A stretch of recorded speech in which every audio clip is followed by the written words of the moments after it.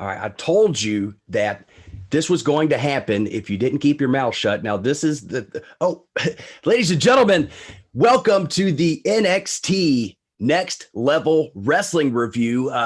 Sorry, I was just in the middle of having a discussion here with my co-host, the young grasshopper himself, Colin Wysong. And Colin, you've got yourself in quite the predicament, it would seem. Yeah. Can y'all take this off of my head, please? Can y'all? All right, but as soon as we're done, it's going right back on. Ted, I don't know what happened after we got done recording about 2 weeks ago. I got forced back into another Suburban.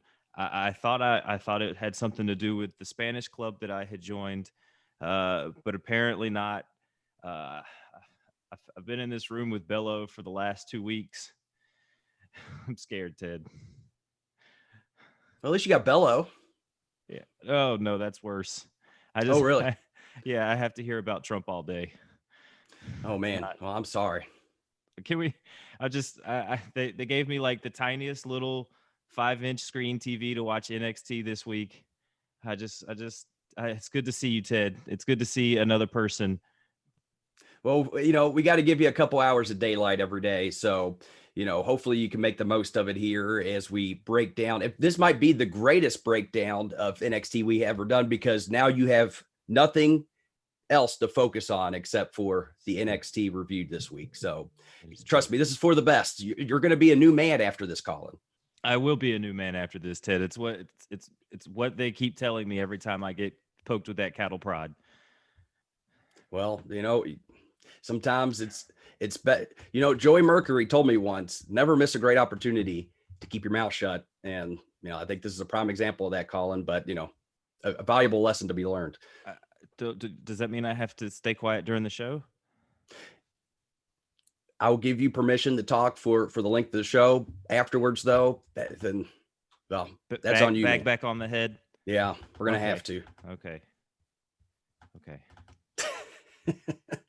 Well, either way, glad to have you back this week. We had old Athers last week, and it was a good show, but it just wasn't the same without you, Colin. So glad to have you back as we break down what I thought was a pretty decent episode of NXT. We'll always talk about the good, the bad, the ugly, all the business of what happened, whether it was done well or whether there were opportunities for better business to be done. And as you know, we go segment by segment and give truthfully the greatest NXT wrestling review you can find online. And well, let's just not waste any more time. Let's go ahead and go into the weekly homework assignment. Now, Colin, did you have an opportunity during your reprieve from the show to do any of the homework? Unfortunately not, Dr. Ted. I was forced to write Ben Hameen is the Ayatollah, and I will worship him 1,000 times a day. So my hands, they're very useless right now. I can't. Yeah, I'm sorry, but I think I could probably come up with something on the fly, Dr. Ted. Did we have any emails? Well, we did have one. Let me go ahead and open it up. This was some hard homework, Dr. Ted. I have to tell you. Apparently so. We only had one submission, and honestly, it looks. I'll just go ahead and read it. It's from our good friend, and perhaps one of my favorite parts of the show. Of course, I like reading what Adler says as well, but the irreverence of Hans, I'm always entertained by. And Hans, of course, wasn't shy to share his opinion here. He said, women's matches on NXT are usually my piss break or beer refill, so I don't have a fucking clue what these chicks are up to. That being said, how about that dude dragging the great Ayatollah into that shit with Braun Thon Man? Bryn came over the top with those pics of cutie pie Braun. Yes, for those that don't know, Braun Strowman apparently was a bit upset at what took place over the other day on the Monday locker room when we were discussing about posting things on social media that undermine your performance in the ring and undermine the stories that are being told, and that how wrestlers shouldn't post things or react to things on social media that don't matter. And then Braun proceeded to respond to things that don't really matter. As much as our opinions are good, the fact that he was taking the time to call us out was it kind of proved our point. It was kind of poetic in a way. Because the thing that gets to me is like the thing I guess he really doesn't realize is if he actually took the time to listen through what we were saying, there was actually a lot of great advice. And we honestly were putting him over, saying that Braun Strowman has the capability to be literally one of the greatest names in wrestling for centuries to come. And unfortunately, he's just not doing what he needs to do in order to become that. And that's really the tragedy of it all, because we would love to see him be that force in wrestling, because not only would that be great for his career, that's going to help the whole wrestling industry. The more people can get over in any company, whether it's WWE, AEW, Impact, Ring of Honor, New Japan, wherever, that's good for everybody. So I want everyone to get over. And all we really do on all these shows where we break down the wrestling is try to identify opportunities to where people can get more over than where they're already at. So that way, not only they can accelerate their careers, but they can help bring up the promotions that they're working for along with them.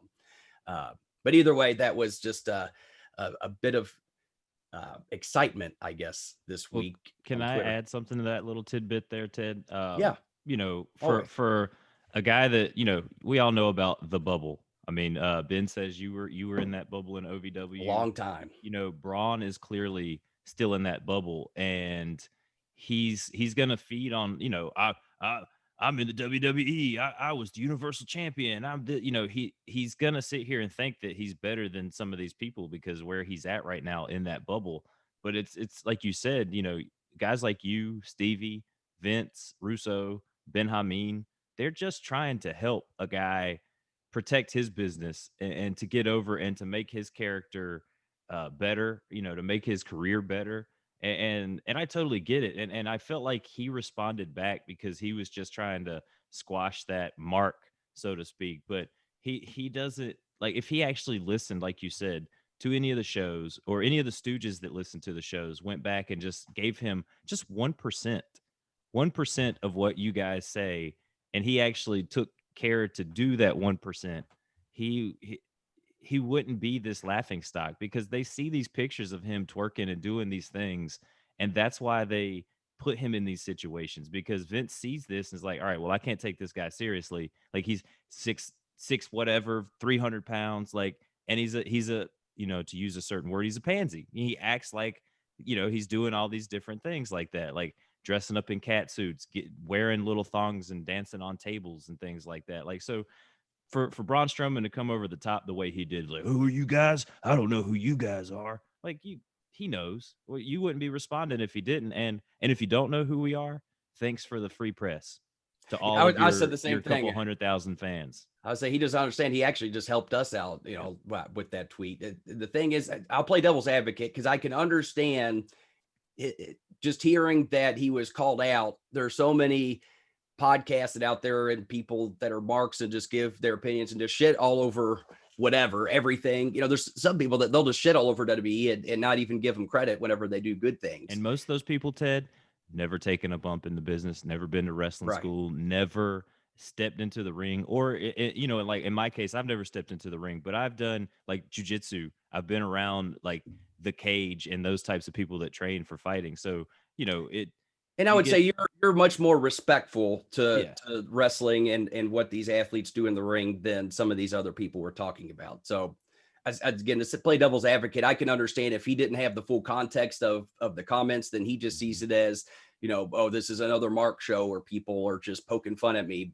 When in actuality, we're offering constructive criticism. The difference is that we have people as part of the Hameen Media brand that have been around wrestling for several years and have held several roles in national and international companies and have the opportunity to help train people that are currently on different rosters right now, whether it be WWE, AEW, Impact, and whatnot. Well, and that's the difference. Fact that Ben has somebody's, like, Ben has someone's ear, like a Vince Russo, a Stevie Ray, you know, it just some of these people that we're working with. I mean, fucking Stevie Richards, he was in the WWE, he was in ECW, he was in WCW. So what, like, you just because they don't want to acknowledge him now doesn't mean that you shouldn't just wipe away that history. Like, Ted, I have an ECW DVD, and there's literally one whole section that is just based around Stevie Richards. Like, I mean, so what does that say about what we're doing here at this network and the people that we have on this network. Like Braun, everyone else, just turn off their podcast right now. Me and Ted are gonna have a quick conversation with Braun Strowman right now.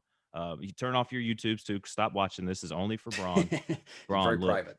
Braun, look at me, Braun. Braun, look. Okay, you need to listen to guys that have been in the business and done this shit for so long that they've done it. They're only trying to help you, and you're a fucking idiot for not following their instructions and trying to be bigger and better than what you are in a sense. And, you know, I got a lot of respect from Braun. He's a guy from North Carolina, but when you do things like this, it's just, can you imagine Braun. if during his big first run in WWE, if Brock Lesnar would have been doing that kind of shit, putting up, you know, him running around in the thong and doing all kinds of stuff, he would not have had the career. Well, no, he would not have had the career that he has had. You know what I mean? Because that's the image fans are going to remember. Oh, this guy's really a fun-loving, big goofball.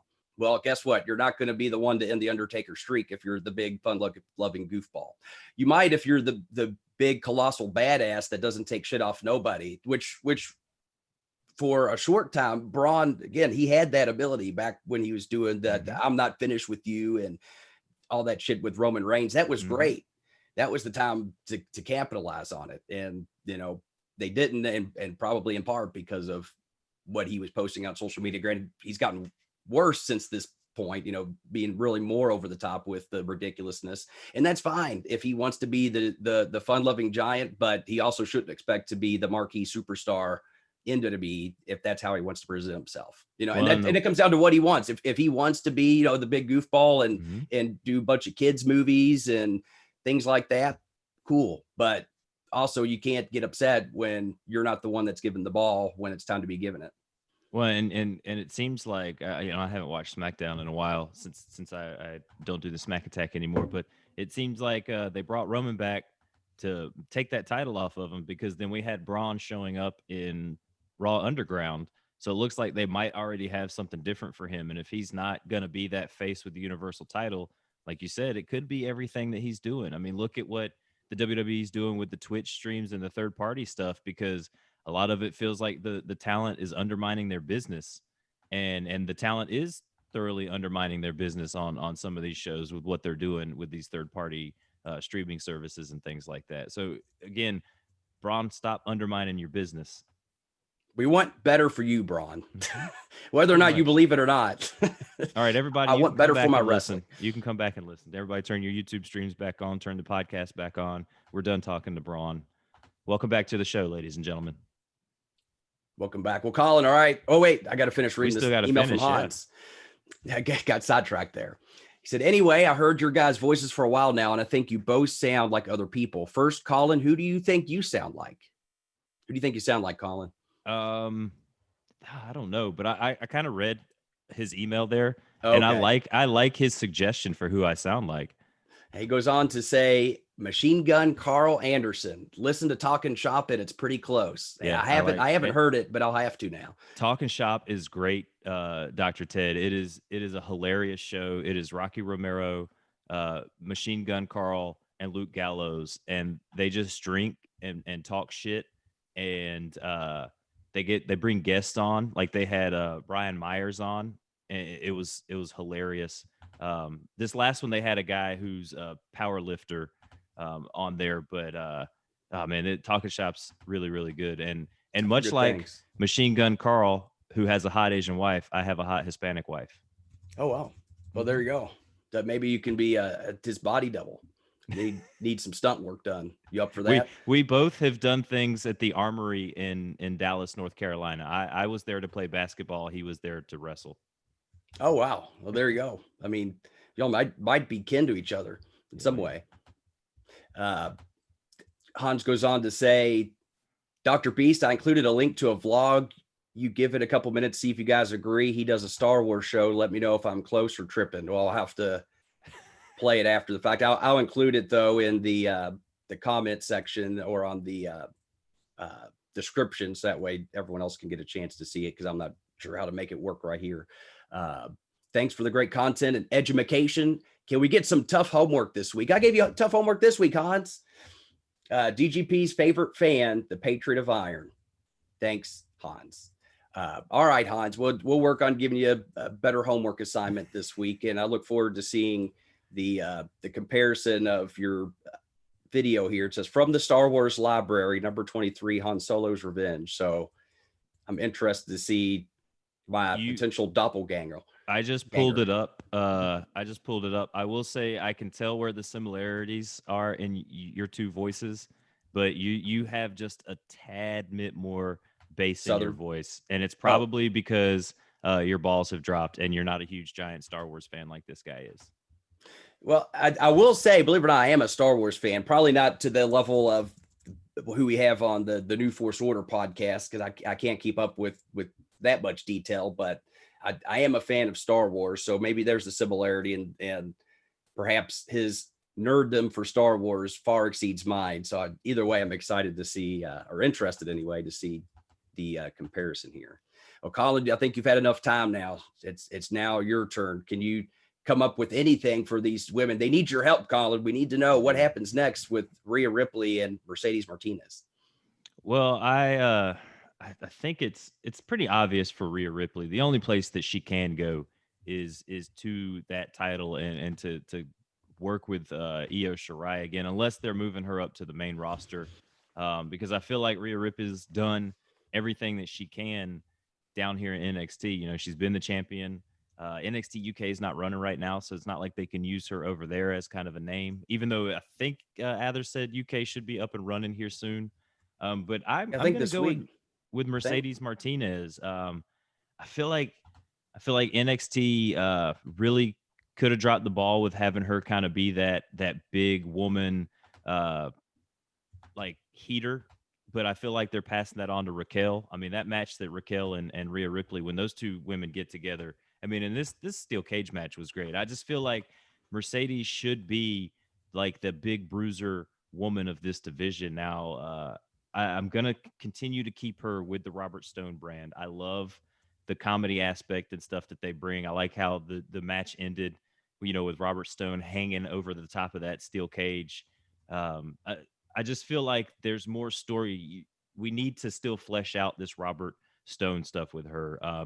Have her a few more feuds. I don't know where I'm going to put her in this, in an upcoming feud. Like I said, because it seems like she just did her payoff with Ripley. I would like to see her get another feud. Maybe she goes and messes with Tegan Nox, or messes with somebody who's kind of smaller than her. And then we kind of see the cracks start to happen between her and Robert Stone. And maybe we start to work towards a intergender match with her versus Robert Stone. And it's finally the end of the Robert Stone brand, or just kind of the end of Mercedes Martinez with the Robert Stone brand. And that's kind of where I want to see this go, Ted. I want to see more from the story of her and the Robert Stone brand, and see where this can go. I agree. I do think there's definitely more legs to that story. So I think certainly I'm in agreement. I think Mercedes Martinez continuing to have fighting, because they interfered again. And what happened? And Mercedes lost. She lost. So there's still beef there. Where's the beef? Wendy's would ask, and we know there's still beef to be had between Where Mercedes is the beef? Martinez. I haven't had beef in like days. They've just been giving me dried pasta.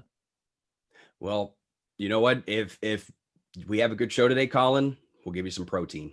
Yes, just a little bit. We have some dried turkey jerky. We'll throw in the pasta for you. Okay, thank you.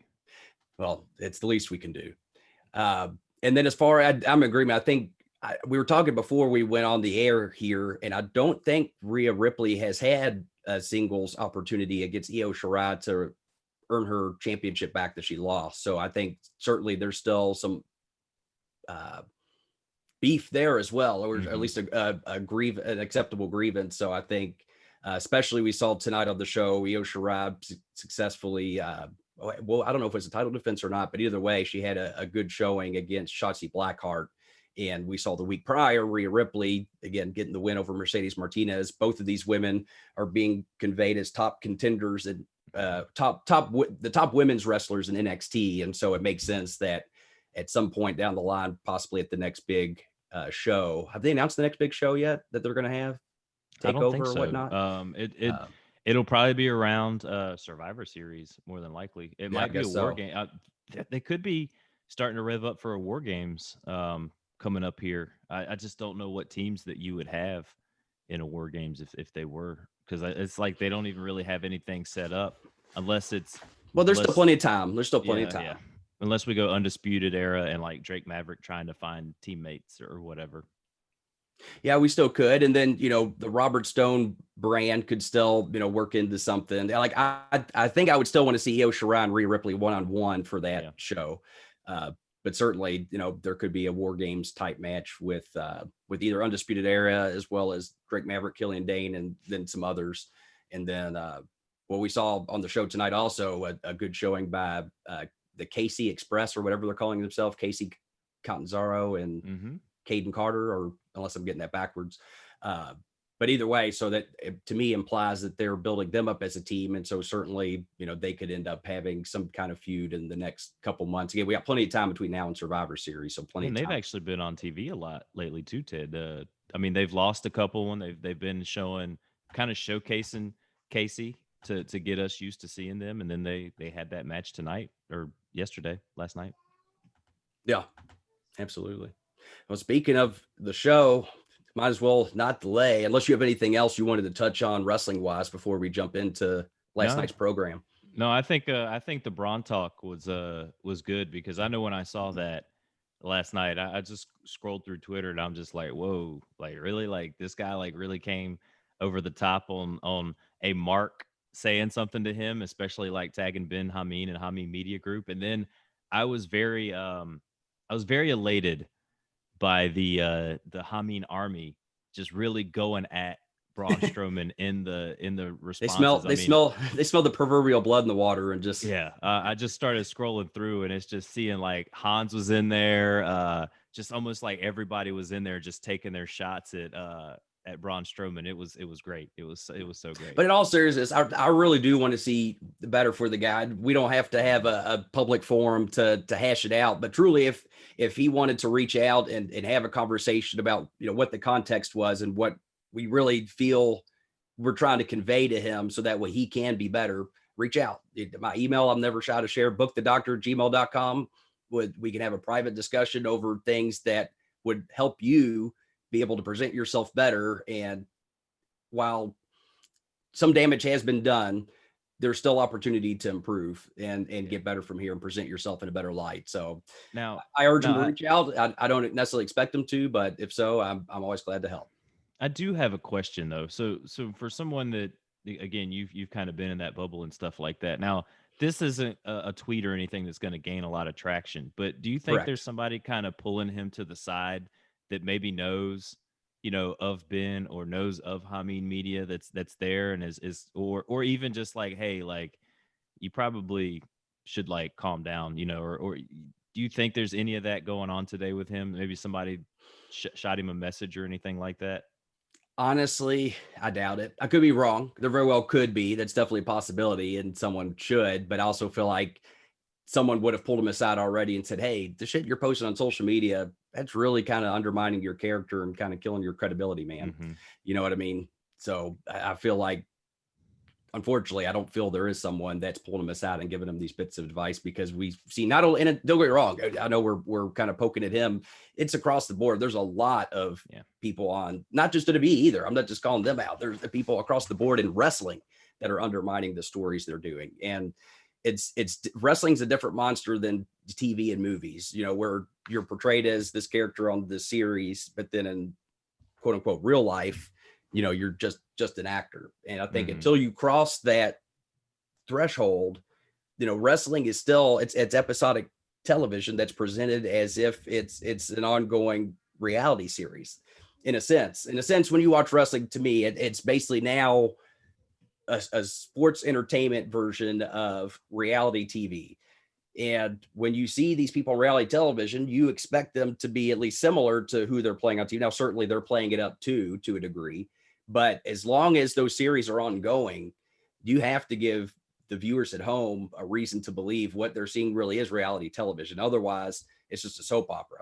You know what I mean? And wrestling's unfortunately been lumped into that box several times over the years. But the difference between wrestling in a soap opera has always been wrestling still kind of blurs the lines between fiction and reality versus a soap opera is just a soap opera. You know what I mean?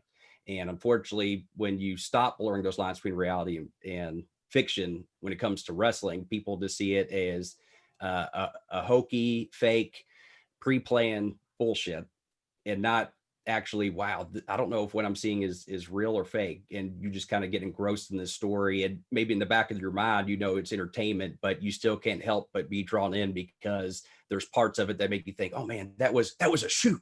That was real. You know what I mean? And the stuff that really makes you believe what you're seeing is worth the emotional investment. But I digress. Well, Ted, can we stop talking about bad business and bad right. wrestlers that don't care about their business and I actually would love talk to. about wrestlers that do care about their business because they're trying to grab that same brass ring that was handed to someone because of his size and his weight and the way that he looks. I think it's time to dive into this NXT show that we watched.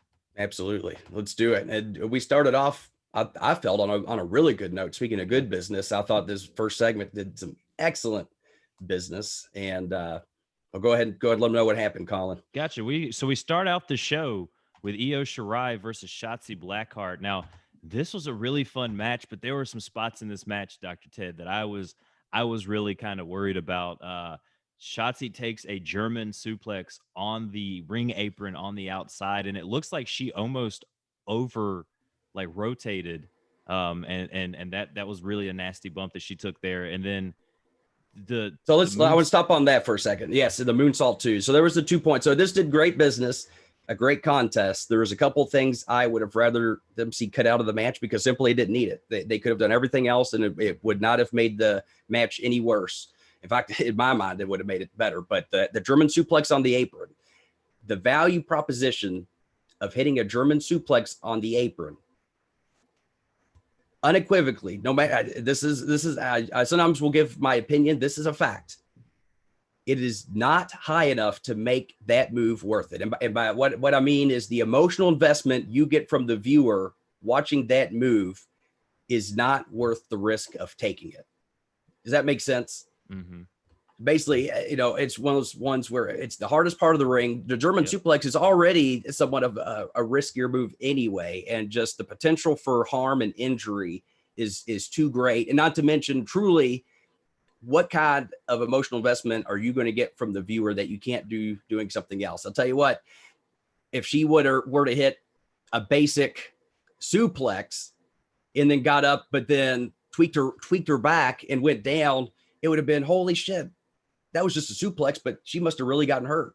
You know what I mean? And I'm not saying, to just do that, but I'm saying there's plenty of other ways you can get emotional investment than doing something that could potentially harm. And to me, that I would, if I was down there and had any say, I would say, I don't ever want to see that move being done again. In fact, I would be very picky about what moves can be done on the apron and what can not that you can't do it. I still think you can. There's just certain ones like a German suplex that I would never, ever do just because it's not worth it. Mm-hmm. And going to the moonsault, it looked like Io was a little far out for it. And so when those feet came down, and this is an important thing to know too, you have to get your spacing right on those. My tag team partner, Adam Revolver, back in the OVW, suffered a really bad concussion once because he was not in the right place. And the foot came down right on the top of his head. And fortunately, he recovered from it. But I've seen multiple people get concussed from taking an errant foot to the back of the head because they weren't in the right position on a dive or some sort of aerial maneuver. So that's hugely important. And so spacing's everything. So now that being said, I'm fine with the move itself. I wouldn't say I'd cut out the move, but you have to make sure your spacing is correct. And that is a risky move too. And that's where, at least I can show, I'm okay with taking some risk. Mm-hmm. And if done correctly, that can be perfectly safe as far as not getting injured. But if your spacing isn't right, then the potential for harm is going to be there.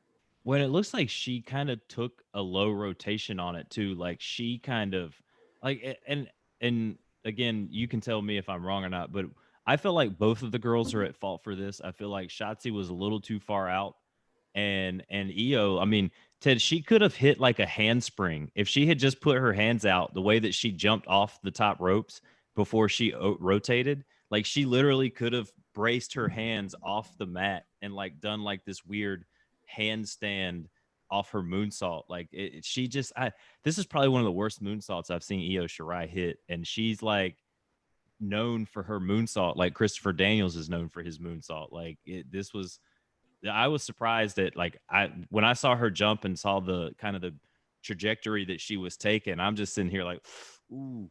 And then knees and legs straight on Shotzi Blackheart's stomach and chest and everything. And I wonder if that's why she gave her the respect spot there at the end, kind of, because it's like them, like, oh man, I'm like them kind of apologizing to each other, like her being like, I messed up, like kind of my bad. And they still kind of did that they worked in a respect spot with her just kind of like apologizing to her there at the end. I would guess that was probably already written in, because the story that we've been seeing on television, like last week, we saw like kind of the friendly rivalry where Shotzi had the title and then Io took it back. But, Shotzi was still smiling at her and kind of showing her respect. So I think that was played into. I think that was probably already going to happen, and especially given the context of the match. They got a heck of a lot of time for a babyface first match of the evening type thing, so this wasn't just this wasn't just to put Io Shirai over. It was just as much to make Shotzi Blackheart look like she can hang with the champ.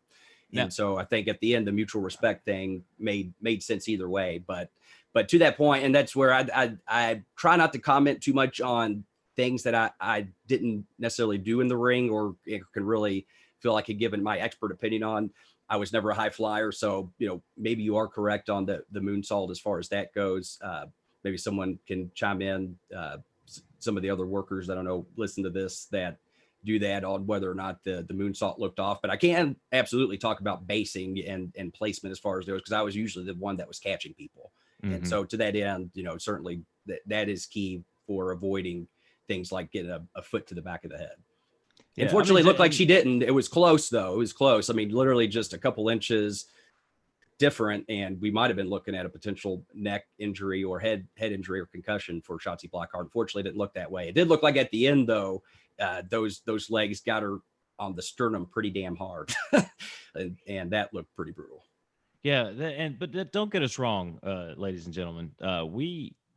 This match had some great parts in it. I really enjoyed it was good. This was a good piece of business. A little bit of chain wrestling and stuff that they had there. I was surprised to really see that from Shotzi. I mean, the leg, the way that she was wrapping the arm around with the leg and then put her in that like weird like Rings of Saturn where she had the one arm up, but she had the other arm like played around with the foot. I mean, it was a really, really good match. It was just kind of those two spots that I noticed when watching it on the watch through, and I'm just like, ooh, like that, like there's no fans in the ring. Like an apron spot like that, I feel like is one that if fans are there, you're going to get that little bit of a pop, especially because you can hear the people kind of around the ring as she rolls out and kind of rolls towards the barricade. And overall great match. Don't let us just these two little nitpicky spots take away from the match. Right, and it was a great and match. it did not take away from the match. The nitpicky spots is more so because we want to see these workers continue to have long, healthy lives and careers and not get injured. That's really what it comes down to. But it's more so I would like to see those changes more so for their sake. But as far as the match, it didn't do anything to influence my liking of this match. But more reason why they shouldn't have necessarily done those particular moves or mistakes, because it wasn't necessary.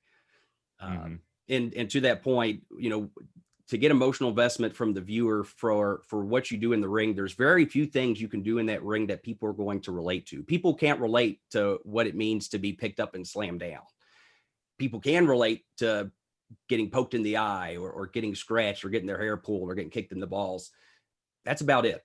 You know what I mean? And not to say that you need to do all those things every match, but just keep in context. If you're going to do some kind of cool, innovative maneuver, make sure at the very least, as cool as it looks, that it's not something that you could potentially have an increased risk of actually getting injured on, because at the end of the day, truly, it's not worth it, because it's not going to get you any more over. It just isn't. Well, and again, no matter how many times these guys do these things, they can still mess up, i.e. just look at Matt Sydal in AEW. The guy who did a million times. How many times has he done that? I mean, like you said, what Ben Hameen says is when you can do it 10 out of 10 times perfectly, I'm sure you said Johnny Ace, John Laurinaitis, when I've done tryouts with them, and he has said on multiple occasions, well, I know at least on one occasion, he gave Seidel as an example and said before we even allowed him to do the shooting star press when he first debuted, he had to do it 5 or 10 times, and he had to hit it perfect every time, because if he didn't, they weren't going to let him on TV. So it just goes to show one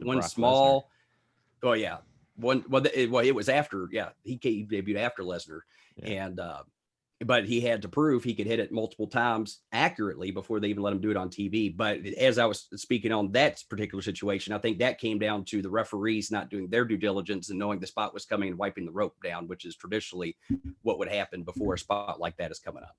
Well, I like how AEW kind of worked that in there, but this isn't the AEW show, ladies and gentlemen. That's right. This is the NXT review. You can watch those other miscreants on that other program. Jabronis. Yeah. Anyway. So we actually, this was a fun little match that we had next. We have Tommaso Ciampa versus Desmond Troy, and Dr. Ted, I have seen Desmond Troy before, but the only other time that I saw Desmond Troy, he was getting his butt kicked on SmackDown versus Sheamus when they brought Sheamus back to make him look like a beast.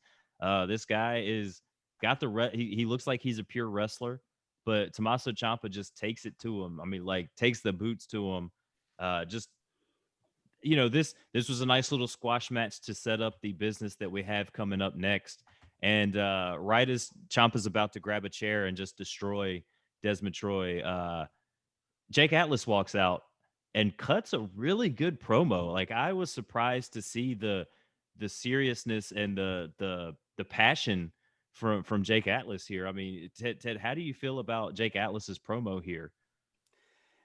Honestly, man, it was fine. It was good. It was certainly better than other performances that we'll get into later. I did have a note here that I would have liked to see a little more emotion, and I haven't seen his previous work, so maybe this was a step up. It certainly wasn't bad, but to me, here's what I try to think.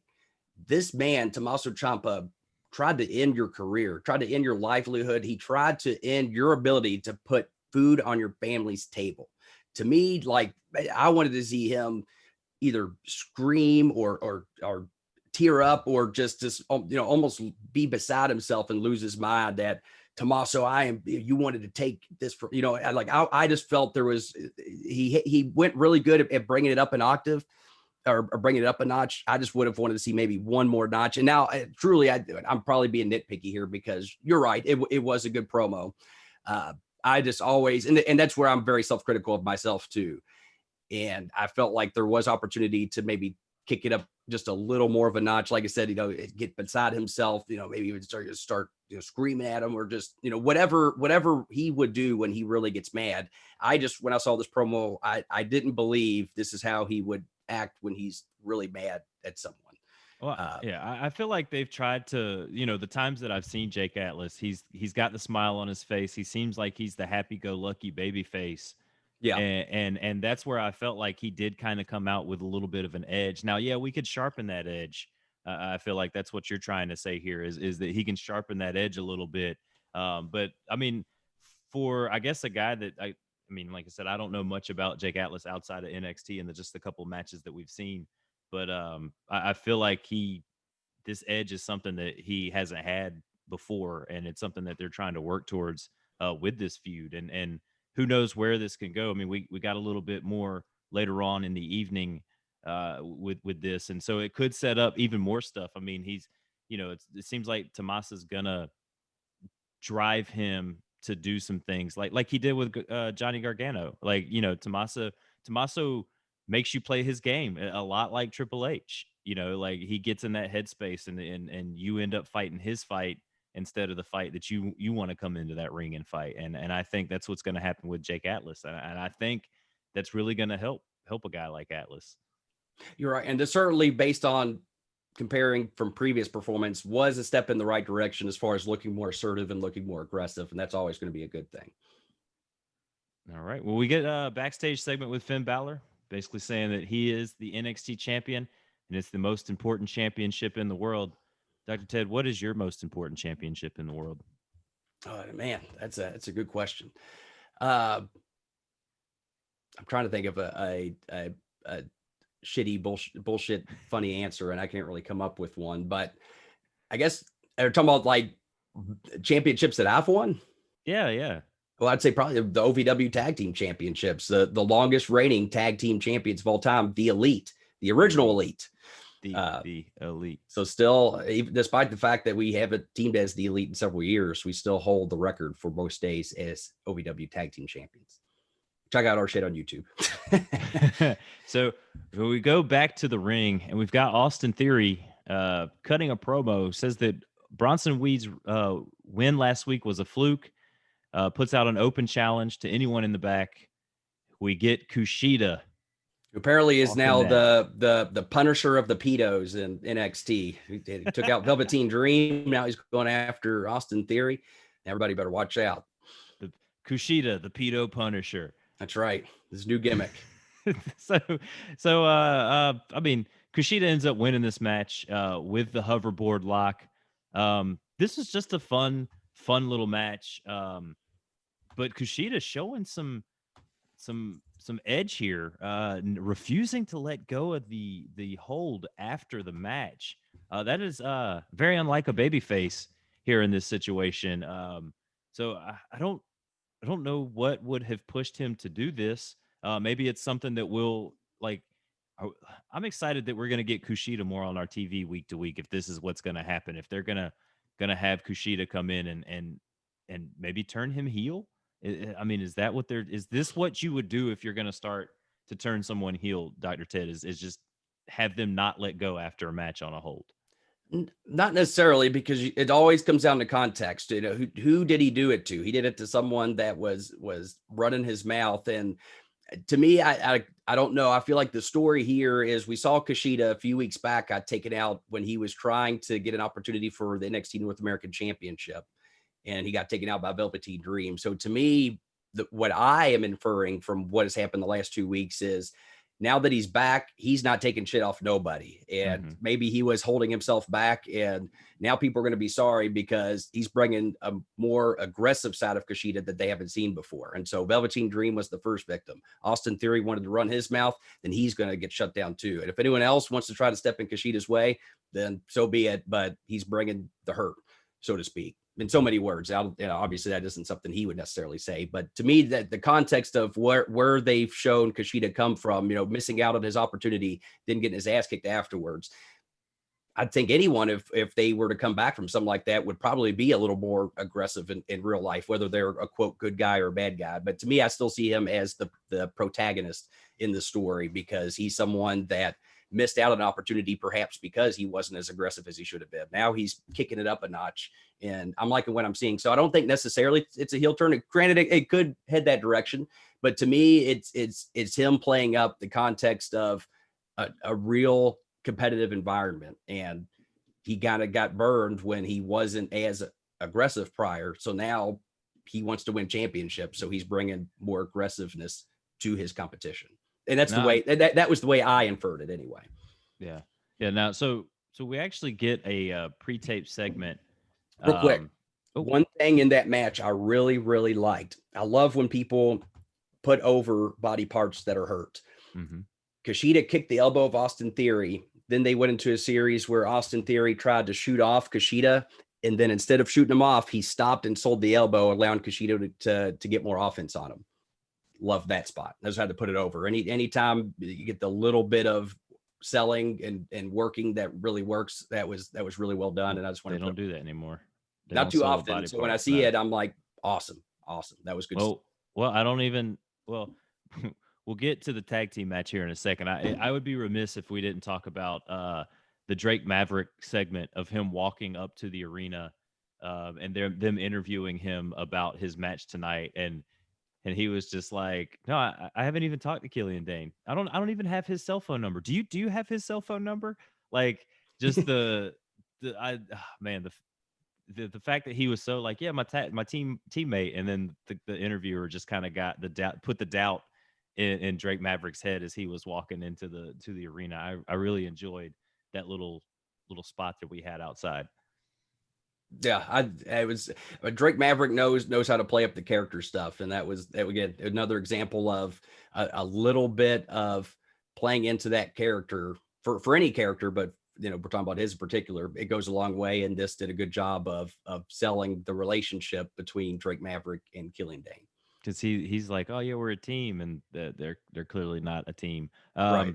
Doesn't even have the guy's phone number. Yeah, he doesn't even have his phone number, and he gets punched in the face every time he sees him. So I don't know how many of your friends you're punching in the face every time you see Ben Hameen. You're like, hey Ben. I don't think I'd hang out with him anymore. I like Ben, but if he punched me in the face every time, that'd be it. I'd be done. He's $5 face slapping you every time you see him. I know. Then he charged me for it. And I'm like, no, I'm not playing this game. You get an invoice at the end of the month. For what the hell is this? He slapped you. We go to the NXT Tag Team Championship match. We've got the Fashion Police versus Imperium. Now, Dr. Ted, I don't know if you were really watching Raw and SmackDown when the Fashion Police were at the height of their fashion policing. Were you? Have you? I've seen some of the segments that they did, because a lot of them were involved with my buddy APOC or Rick Victor from the Ascension in WWE. So I've seen a few of those. I can't say I was watching regularly, but I did see a lot of those type of segments, if that's what you're referring to. Yes, yeah, that's what I was referring to. I thoroughly enjoyed the Fashion Police. I hate when they kind of took them away from us, but we get them back tonight. I like the intro. I just like everything that, like, the way that they can meld these different things, like when they came out as the Mounties, just the way that they do. And I wasn't high on Fandango when I first saw Fandango, the whole dancing gimmick. But once he teamed up with Tyler Breeze and they started doing this gimmick, I became a fan instantly. Like the hate just went away. But we go to this match. Barthel and Eichner, I normally have to pay respects to Imperium here, but they just came down to the ring and just got to it before the match even started. I mean, the poor ref wasn't even in the ring. He had to climb in basically as soon as these guys started beating each other up. And then they threw each other out. Now, Ted, I would have liked to have seen a spot, and I don't know if this has ever happened before in a match, where the tag teams are in the ring, right? And how they threw Breezango got the upper hand by throwing Imperium on the outside. Mm-hmm.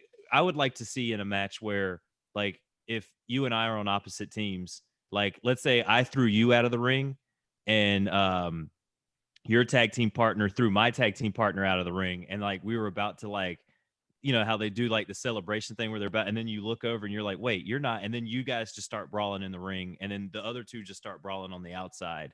Does that make sense as to what I'm trying to say? It does. Yeah. That kind of spot, I feel it's not a bad spot. That would be a good house show spot. I wouldn't say necessarily for a championship title match, but that would be, that's not a bad spot. And there's all kinds of those type of spots. And because it's kind of, because you get the hokey corny of haha, oh no, and it's it's kind of a more spot that it gets a good laugh from the audience, good little little bit of comedy. At least in my mind, that's what I picture. But I don't mind the spot. I just feel for this particular match, and especially I would say for TV in general, I would say it's probably not a TV spot, but I would say certainly for a house show, that absolutely I'd be all about doing something like that. And that's the difference of working TV versus working a spot show where you do sometimes more of those hokey type things. Well, Breezango is able to steal the win again as Breeze rolls up Eichner after Eichner and Barthel were trying to get the European bomb on Breeze, and Fandango comes in, makes the save. Breeze rolls Eichner up after a Hurricane Rana, and still NXT Tag Team Championships. We've got Breezango. Now they put away Imperium. I think the only other feud that's next for them, or kind of challenge for them, are the two guys from Legado del Fantasma, which we didn't actually see Legado del Fantasma tonight. They weren't on our TV. It's like they kind of took them off TV, just kind of have like true. Out of sight, out of mind for the week. Were they on last week? I can't remember. Or did you even watch last week? No, I didn't watch last week, to be honest with you. I don't think they were on last week, now that I think about it. Yeah, it's interesting though. You think there'd at least be like even just a 30-second thing, just to remind people that they're the on the lookout for gold, or just something to just keep them relevant. because they've been involved with them anyway. Even just, at the end, 30-second of, congratulations, Breezango, but don't forget Legado, still fantastic. You know what I mean? It could have been as simple as that, just to keep them relevant, because you always want to keep, people that might be watching for the first time reminded what's going on, because let's say next week they run out, then people that might have just turned in this week are going to be confused, like, well, who are these guys? Versus if they would have even just gotten 30 seconds here to remind people that they're on the hunt, then that still puts in the viewer's mind, like, oh, okay, these guys are going to be coming after them. You know what I mean? So that's where I do think at least mentioning them somewhere in the program would have been, what's the word? It would have behooved them to do that. Well, Ted, they're probably busy looking for me. I think that's probably why they haven't been there for 2 weeks. It's kind of odd. That's it. Colin's not on the next level, and I get kidnapped, and we don't have Legado del Fantasma. So maybe they really did like me when I joined their little Spanish club there. Well, maybe they'll break you out of here. Yeah, ooh, that would be nice. We go to another tag team match. We have Jessi Kamea versus Xia Li, Jessi Kamea and Xia Li versus I'm going to call them Kacy Squared. I don't know what other name they really have for them, but we got Kacy Catanzaro and for some reason I feel like at one point they called them the KC Express, which I feel is kind of lazy, to be honest, is because I feel like that's just a used trope in wrestling. Kacy cubed, anyway. Kacy squared, something like that. The Kacy Catanzaro and Kayden Carter go over with something that commentary just kept trying to put over, like, oh, have you ever seen a pin combination like that before? And it looks like Carter, they hit some kind of a pump kick into like a crucifix bomb prawn hold pin for the win here. And then we get the respect spot at the end. Or actually, no, sorry, Lee didn't want to do the respect spot. But this was a fun little match. I feel like we kind of talked about, these two girls are getting a little bit of a push here. They've been on our TV a lot. They've been putting others over a lot. So this was a chance for them to kind of get those losses back, or just kind of get back on the right side, I guess, with the people watching at home. I'm trying to think, a person like a performer like Jessi Kamea and Xia Li. Now I'm pretty sure Xia Li is more of the veteran coming over from, I think she's Chinese. I think so. And Jessi Kamea, do you see potential with these two? I mean, as a tag team or just as individuals? Just in general, as individuals. I would say Xia Li, I've seen some stuff, and I guess I haven't seen it. I won't say not Jessi Kamea, because I feel like I haven't seen enough of her. But based on what I saw tonight, I didn't necessarily see anything that stood out like, oh, she's got something. But that being said, that's okay, because her role wasn't to have the spotlight here. The spotlight was on Kayden Carter and Kacy Catanzaro, and so in that sense, it was good business, because really it was more about putting them over. And this was a situation where you don't necessarily, I say in a lot of situations, it's good when you can have a match that elevates both stars. But considering we've seen Kayden and Kacy usually on the other end of putting people over, this was really a better situation to make them shine more than their opponents, because they needed that little bit more of a rub and didn't necessarily need to be going 50-50 here.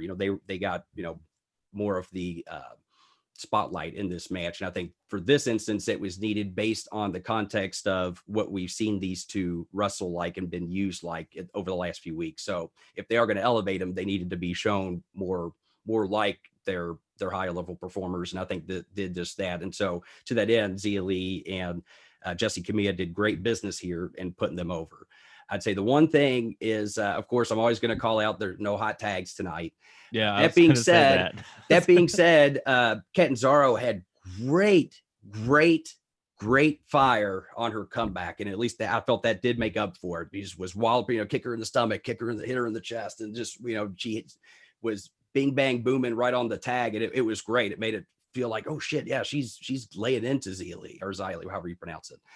The one thing though that it's a nitpicky thing, and only because there are ways you can work around it, was you blew this great hot comeback, and then you turn to your partner who just got her ass kicked and is still selling, still potentially hurt from the heat that she just took, and for no reason you turn around and tag her in just so you can do your cool double team for the win.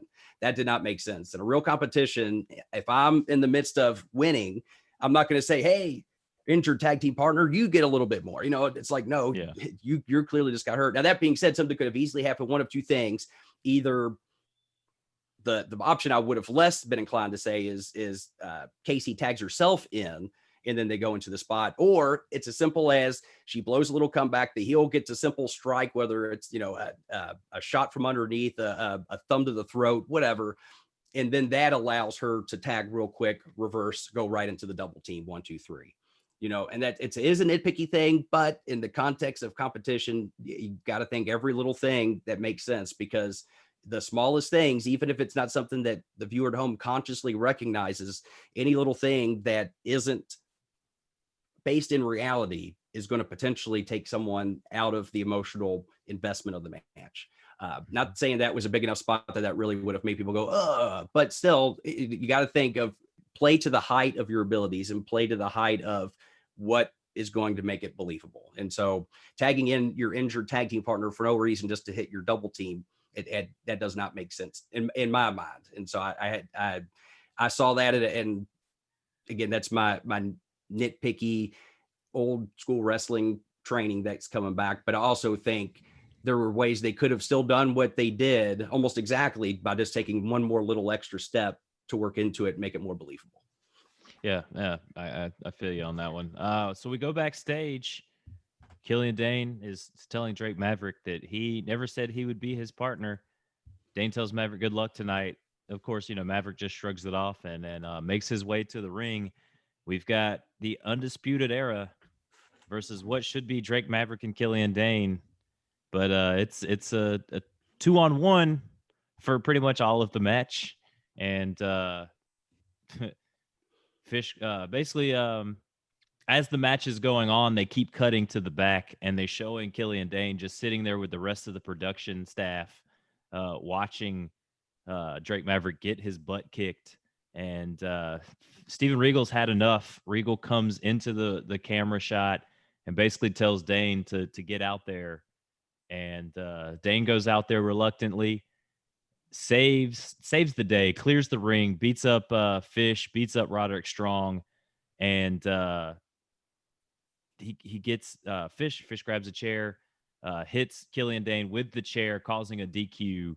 Of course, the Undisputed Era gets out, leaves, and while Maverick's trying to celebrate, and Dane just cold cocks him again with another right hand, just completely knocking Drake Maverick out in the middle of the ring. Like this was a fun little match to kind of break up everything that we've had here.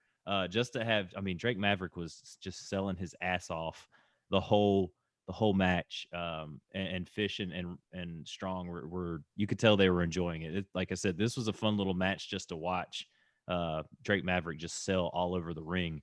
What were your thoughts on this, Dr. Ted? This again, I thought this was good business in furthering the story and the relationship between Killian Dane and Drake Maverick. To me, that's what we're selling here. And so to that end, it still did this. Drake Maverick got to show his babyface fire, fighting from underneath, never say die attitude, despite being 2-on-1, and just showing that it was going to take a lot more than just taking a couple hits to take him out. And then Killian Dane made the reluctant save, looked like a monster, and then when they tried to celebrate, it again took out Drake Maverick. And so I like this continuing story. And it made me think, perhaps in the future we'll get something where I've never seen it happen. Let's say they somehow find a way to win the tag team championships, get their hand raised, and then Killian Dane turns and just knocks out Drake Maverick, takes both championships and walks away. See, you're even popped for that just hearing it. So I think that would be a great moment. Yeah, because I don't think anything like that's necessarily been done where someone, like, you have the oddball tag team, but like literally the tag team where one guy hates the guy so much that he continuously just kicks his ass, and that's an ongoing thing. Like they're celebrating at a bar too, and then he knows Killian Dane just punches him and says, "I'll have another drink, please." And then, oh yeah, just shit like that. It's good stuff.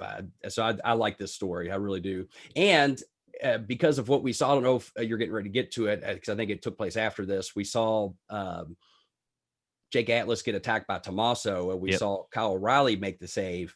And so this goes back to the theory I pitched a week or two ago, I guess a couple weeks ago, that you and I were talking about, or maybe it was last week, where I said it looks like they're down the line going to split up Undisputed Era with potentially Adam Cole, who act very, very baby-face-ish after his loss to Finn Balor, as well as Kyle O'Reilly. This isn't the first time he's tried to step up for people that were getting beat up. It seems like, interestingly enough, they're because I know classically Bobby Fish and Kyle O'Reilly have been the tag team, but it seems like they're kind of doing an interesting split where it looks like Adam Cole and Kyle O'Reilly are going more towards turning babyface versus Bobby Fish and Roderick Strong staying heel. And this doesn't mean anything, but it made me laugh. And I said, well, Roderick Strong, you can tell he's got that facial scruff, that scruffy little beard. So, that means he's evil. So that's how we know he's going that way.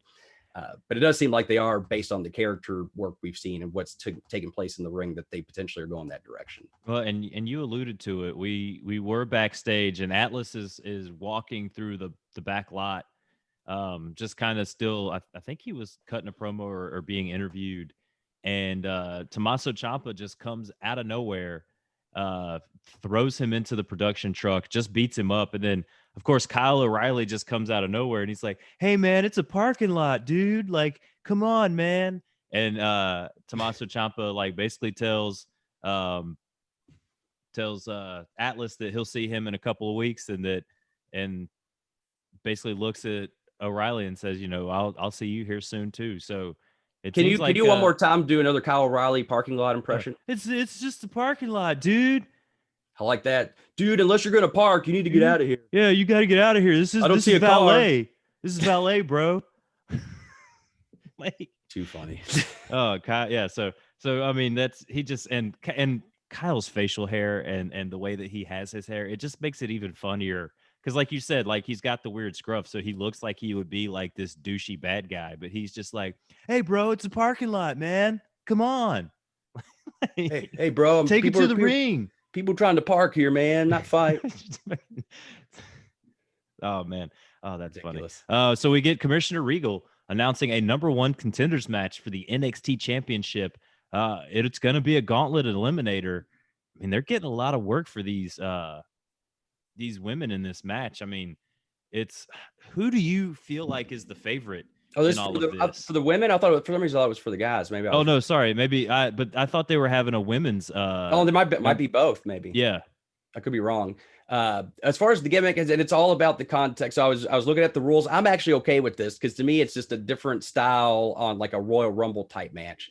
Now I can tell you as a writer, these type of matches can be very difficult to book because literally every entrant you have to think about the context of what just happened prior and kind of work that into the thread of the story. But it can be done. And actually, interesting enough, I actually enjoy writing these type of matches as much as they can be frustrating and difficult because it is fun to kind of think about the different pieces that can, because you have so many different types of characters and trying to work in how each character or wrestler competitor would interact and face off against other competitors. It is fun, although it is a lot of work to do it in a context that makes everything meaningful and continues to keep people's interest throughout the story of this Rumble type scenario. But it can be done. And I think there's a lot of potential here. And actually, I'm a little bit jealous because this is something I would like to sit down and write because as difficult as it is, it's also very satisfying when it could come together.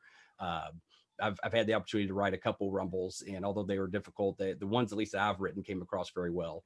And when it's done correctly, it helps to elevate a lot of different people. And then the nice part is you have so many other stories that can be told outside of that. Even though the concept is whoever wins, then you obviously have that story. But there's so many little things throughout the match. People get little grievances with each other. People eliminate others by surprise. And there's just a lot of other little stories that can be woven into it and spun off into other good business. So I'm excited for it, and I'm interested to see what they do. Like I said, if anything, I'm just jealous I'm not getting an opportunity to write the match because this is the style of match, again, as convoluted and complex as it can be.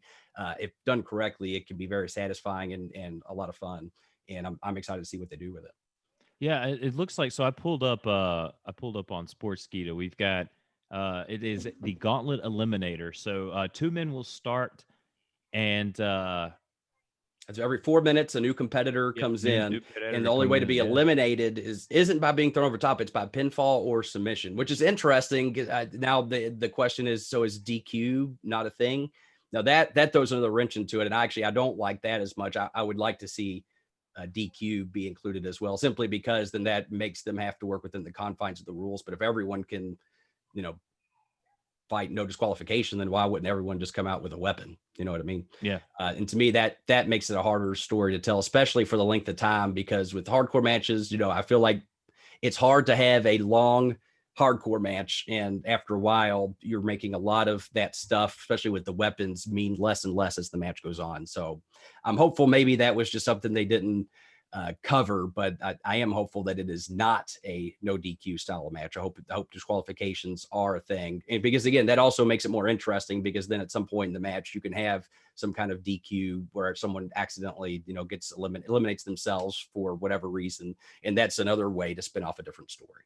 Yeah, I mean, and some of the competitors, Cameron Grimes, Ridge Holland, Velveteen Dream, Bronson Reed, and even Santos Escobar was on the graphic. So interesting. Maybe we'll see if Legado del Fantasma kind of intervenes in this match some way, somehow, when they have it. So I guess, so it was announced that Io Shirai. So basically, both championship contenders are going to be established next week. So that's interesting. Yeah. Oh, and actually, so the next takeover is October 4th. Okay. So we got about a month. Oh, wait, no, not about a month. We're halfway through like September. 2 weeks. Yeah. So yeah, it's coming up. 2-3 weeks. Yeah. So let me see. I'm off on my tabs and everything. Let's see. So we've got the Gauntlet elimination match that we just talked about, Kyle O'Reilly's parking lot thing. We're on to the main event of the evening tonight, Dr. Ted.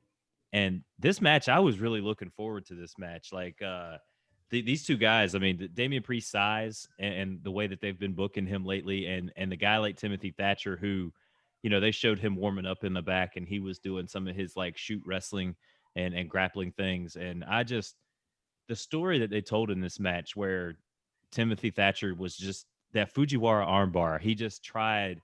I mean, he got it on him a couple times and was able to get the big man down and make it seem like he was gonna win with this arm. And of course, Priest sold the arm throughout the match, but Priest was able to get his finishing move off and continue his reign as the North American champion. This was his first title defense too, I believe. Correct? Yeah, I think so. Yeah, if I'm not mistaken. Yeah. So that spinning heel kick off the top rope was something too. Now, not a big fan of Priest's dress today. I like him more in the black type of stuff, and I know the white kind of signifies more of a baby face kind of thing.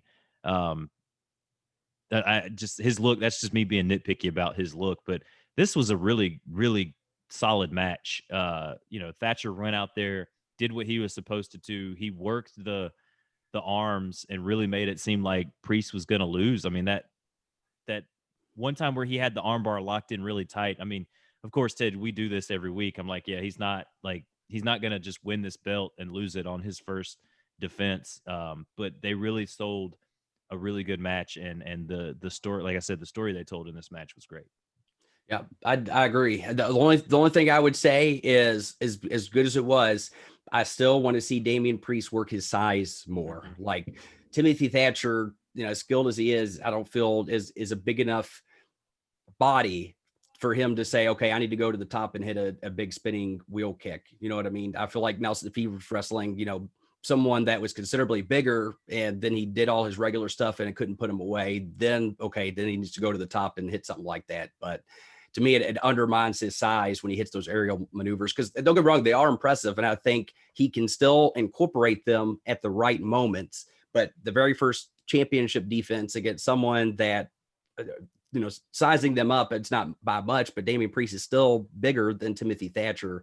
And so to me, the value proposition for him to go up to the top rope to hit a spinning wheel kick, it's for all intents and purposes a waste.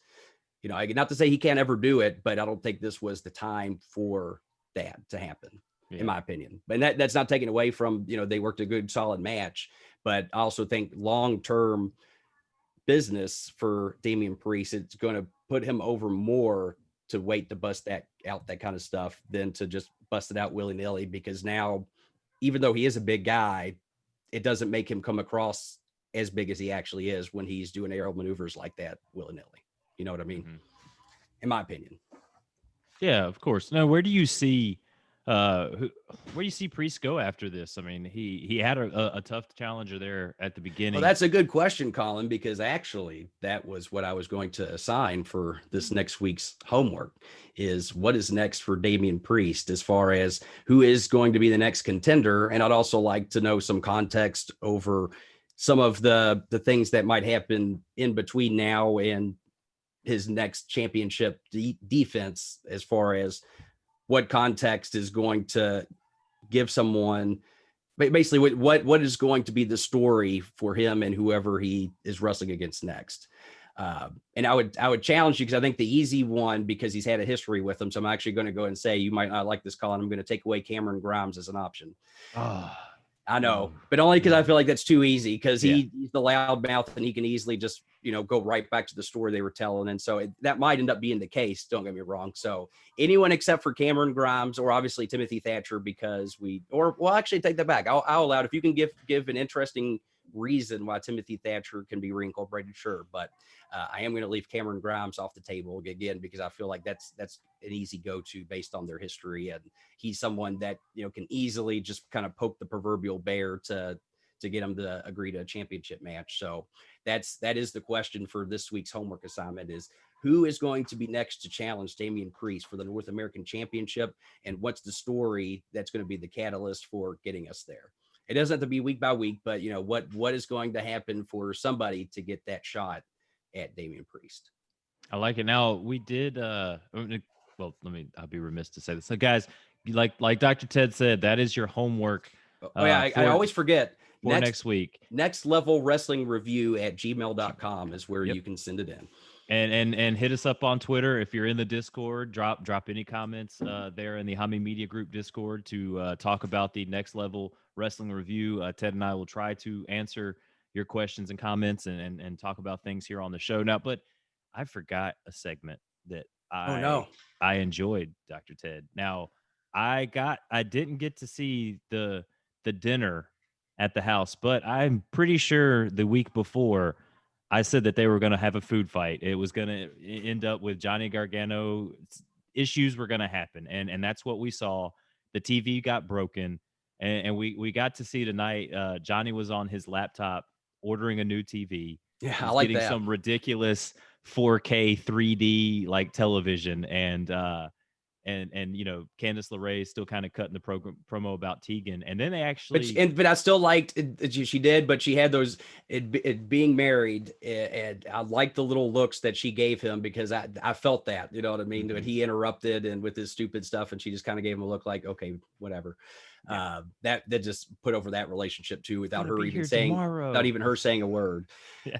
That was good too. That was good character work. But both of them do generally pretty well with character work. And then we had Tegan doing her own little spiel with all of her Captain Marvel gear and everything around her. And I liked the little jab at Johnny, where she was just like, yeah, and his broke $200 TV, so he could watch his matches of him losing every week. Yeah. Nice I will say this was a better promo from Tegan. I still feel she has a ways to go for making me feel invested in what she's saying. But I agree. This was a little bit of a step up. I thought she brought a little more pep to her promo. But again, I still think it would behoove her to, be able to get a coach. And again, bookthedoctor@gmail.com. I'm glad to help. It doesn't have to be me though, but I really think Tegan, if for some reason you end up getting to hear this, I would really encourage you to seek out some improv coaching, because it would do you a world of good, because I think she's hugely talented in the ring, but it's the character work that's going to really take her to the next level and really get her over and help to make her one of the greats. And she needs to get there. And I hope she does, but she has a little bit to go as far as that goes. But at least this week I did feel it was a little bit in the right direction, as far as I felt she brought a little more to the table this week. So hopefully as the weeks go on, we'll see more from her. And I like the fact that they're still pushing the couple that wants the gold. Because, Johnny even made a comment about like, we're going to get that gold. We're going to be that first couple kind of thing. So, I would like to see maybe six months to a year down the road, once they've kind of worked out some of the stuff that they have here. I mean, I felt like in the indies when they brought Candice in that she was going to be used for a lot more stuff, and possibly kind of rocketed up just because of who she worked with and the matches that she's had and stuff like that. But I do kind of like this slow burn, just really telling stories with her and Johnny, being the married couple, being the stirs of the pot, so to speak. And I'm excited to see where that can go, and especially with Johnny, like, because he's just saying gold. He's not necessarily what kind of gold that Johnny can get. So Johnny could potentially be that next challenger for Oh, there you Damian go. Priest's North Hey, American hey, Championship. quit trying to cheat on people's homework. Do my homework while I'm still in class. Yeah, you gotta save it for home. It's homework for a reason, Colin. Well, Dr. Ted, I thoroughly enjoyed doing the show with you again today. That's glad to have you back. I think I think I'm gonna have to put this pillowcase back on my head. Well, before we do that, Colin, or do you have anything you want to plug or put over before we? Oh yes, yeah. Let me do all of that. I mean, first off, if anyone knows a good chiropractor, this is where I've been sleeping the past couple days. My back is torn to shreds. You can clearly see it's just a metal slab. Bello took the bunk beds. Luckily, hey, where's Bello? Luckily, MSG is out. It was way worse when I had to deal with MSG and Bello in the same jail cell. Ugh. Wow. Brutal. I don't know where he went. There's this poster that he has in the room, and he keeps like looking at this poster, and every once in a while, like the poster's just kind of flapping in the wind. Ted, you may want to look behind that poster. There could be a hole in the wall, and Andrew Bello is climbing through a mile of poop to get to the other side and to get to freedom. So I didn't say that. You didn't hear that from me. But guys, you can find me on Twitter trying to pull Shawshank Redemption. Go ahead. Little Shawshank Redemption, yeah. And you watched that a few weeks ago, didn't you? Yeah, for the first time since high school, because I didn't remember the entire movie, so it was good to go back and watch again. Usually, people follow me on Facebook. Most of the stuff I post that I watch, I've been sharing more of the things I've been watching. Most of them actually I've never seen before, because there's a lot. Just as a kid, I just wasn't exposed to some of the classics. Which when I got together with Ben Hameen back in the day, he was always so surprised because he was impressed that I was able to at least bring some context to character work, despite the fact that I hadn't seen a lot of these American classics. So you can follow along with me on Facebook, Ted McNaylor, if you want to see all the movies I've been watching and be able to catch up on that. And that was one of the few Shawshank that I had seen, but it had been so long I felt I needed to revisit it. And it was very good. It was better even than what I remember it being. Well, like I say, guys, you can find me each week here on the Next Level Wrestling Review with the man beast, Dr. Ted, Dr. B. You were on the Impact Attack with my former co-host of the Smack Attack. I'm sorry you had to put up with that for almost 2 hours of Big Ray's sweaty Puerto Rican looking head blinding you, the light and everything. But yeah, I listened to the show. I enjoyed it. I liked the Ted C3 that you had going there. Guys, make sure you listen to Cage Theory. That's another show that I produce with JB Bulletproof Troop and John Hartnett, who's been missing for the last couple of weeks, and the Ridiculously Random podcast over at the PW Hustle Networks.podbean.com, where Fame Black and I just talk a myriad of random topics, and it's a really fun show. We did last week. We do a top 5 every week, Ted. We did top 5 horror movies without a sequel.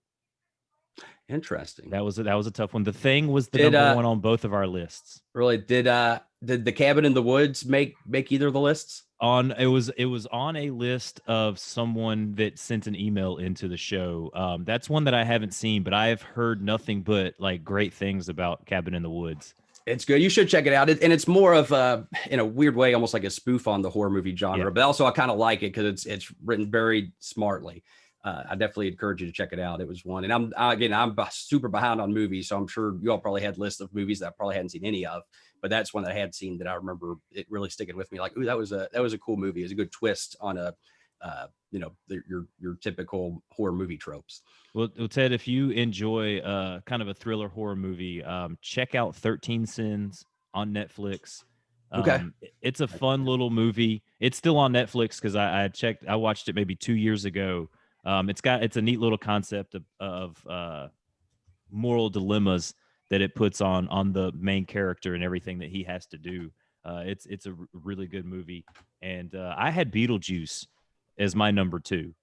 Interesting. For a horror Yeah, movie. he tried to say it wasn't a horror movie. I said it's got zombies and scary things in it, and it doesn't have a sequel, so it's going on my list. But like I said, guys, that's the Ridiculously Random podcast. What about Kazam? Because no, that was just a horrible movie, not Okay. not a horror movie, a horrible movie. But like I said, guys, each and every week, it usually drops on Thursdays, if not Fridays, on the PW Hustle networks. And Dr. Ted, I'm done plugging and shilling. Well, fair enough. Well, before you put that pillow back on, of course, I'd be remiss to say, of course, check out all the other great programming we have on the hackerhameen.podbean.com, as well as our affiliate page, hameenmediagroup.podbean.com. Please subscribe to the YouTube channel. We're continuing to grow that. And I had mentioned the other day that if we can get the YouTube channel monetized by the end of the year, which really it's just getting, we need 1,000 subscribers and then also 4,000 watch hours. So just besides subscribing, also need people to, even YouTube probably wouldn't like me to say this, but even if it's just, putting it on in the background to give us some extra watch hours. But what I will do, because my wife has told me, unless I'm getting paid for it, because I keep threatening I'm going to get a perm one of these days. And so I told her, all right, if we can get the YouTube page monetized by the end of the year, I will get a perm. And even Ben went on to say he might even get his beard permed. So I'll see us both look ridiculous. Then help us get it monetized. Share, subscribe, like. It doesn't cost you anything, but help us get there and help me get a perm and see the reaction that my wife has when I get it.